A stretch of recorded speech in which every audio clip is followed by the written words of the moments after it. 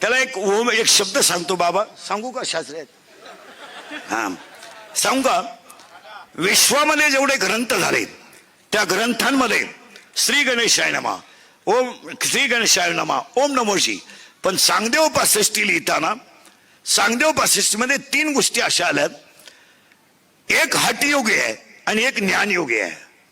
सांगदेव महाराज हठयोगी आहे आणि ज्ञानेश्वर महाराज ज्ञानयोगी आहे. हठयोग्याकडून आलेलं पत्र ज्ञानयोग्याकडे येत आहे तेव्हा ते कोर आहे, तेव्हा ते कोर आहे. आणि ज्ञानयोग्याकडून पत्र जात आहे ते हठयोग्याला जात आहे, त्यामध्ये 65 ओव्या आहेत. आणि 65 ओव्यांमध्ये 3 ओव्या अशा आहेत. ज्ञानोबरायांनी इतके सुंदर 3 शब्द वापरले. अलंकार तुम्ही कोणताही करा, अलंकार तुम्ही कोणताही करा आणि त्याला कोणताही आकार द्या, पण अलंकार सोनं सोन्याचं सोने पण सोडत नाही. कपडे तुम्ही कोणती घ्या, कापड सूत सोडत नाही.